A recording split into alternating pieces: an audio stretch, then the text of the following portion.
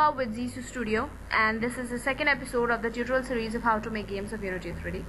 And in the previous episode, we have taught you about how to download and install Unity 3D, and you have learned about the basic function of the panels. In this tutorial, we are going to start with a new project. So in order to create a new project, double click on Unity 3D, and right after clicking on Unity 3D, press and hold Alt key. By doing this, a dialog will be shown to you having two options: Open Project and Create Project.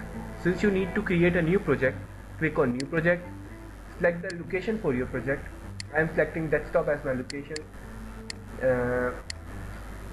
Let's name it New Project. Select folder and click on Create. What this will do will create a project for you as a name of new project. This is the first appearance of Unity 3D after creating a new project.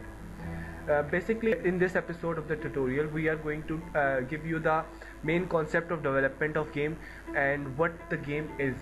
Basically, the game is combination of many game objects. If you take a very small game or a very big game, very huge game, you will notice that every game is made up with the combination of many game objects. For example, for an instance, if you consider the game Flappy Birds, there are some few objects: a bird as a game object, some colliders as a game object, platform and the background, all are game objects. By the combination of those game objects, we create game. So the most important thing in the game is game objects, which you can create in Unity 3D by clicking on game objects in the menu and select any type of game object. Unity 3D allows you to create certain game objects. In the physical world, it allows you to create cube, sphere, capsule, cylinder, plane and quad. For an instance, I am creating a cube. Whenever you create a game object, it is placed in a 3D space at certain position. At the moment, that cube that I have created is placed at the origin. I can tell you that by seeing the position coordinates of this cube.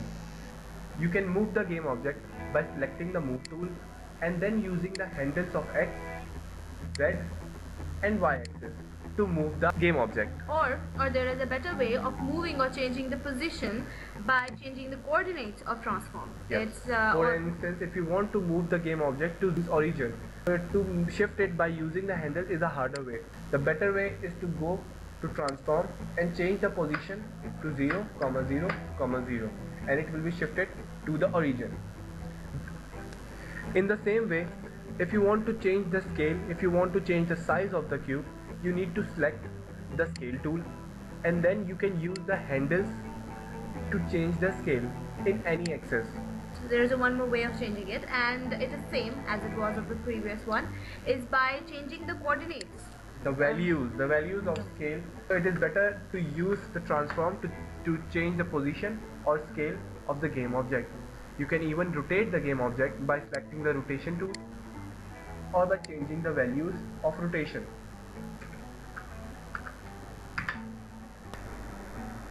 So this is how we change the position, rotation and scale the game object.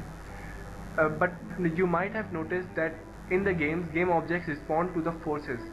So it means that there is a physics involved in that game object that allows that game object to move by its own or rotate by its own.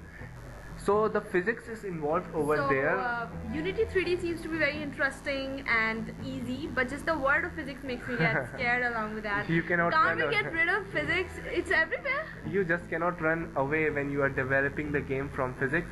Physics is involved everywhere while developing the game. You just the thought of it makes me get scared. You just need the thought of it to make the game. So I was telling that there is a physics involved with every game object. If you want the game object to respond to gravity or to the force of wind or to the force of anything, you need to add a physics. There are certain types of physics in Unity 3D which you can see in the physics panel. There is rigid body and character controller. These two are the most widely used physics of Unity 3D. In this tutorial section, we are just going to learn about rigid body. For attaching the rigid body to the game object, click on rigid body. After clicking on rigid body, you might notice an additional option named as rigid body that allows you to change its mass, drag and other things. So after attaching the rigid body, the game object responds to the forces. Now if I hit the play button, you will notice that the game object falls down because it is responding to gravity, and if I remove the rigid body, it won't, because now it is not reacting with the gravity. So now you know how to change the position, rotation and the size of the game objects. You also know the physics of Unity 3D, a headache for the society. Headache for everyone. Headache for everyone. And I hope you have now a clear concept of rigid bodies. So this is the overview of interacting with the game object of Unity 3D. And this is all for now, and we're going to meet you next time in our next episode of Z's Studio tutorial series. And I'm Kusum with my co-speaker Kasra Zunaiya.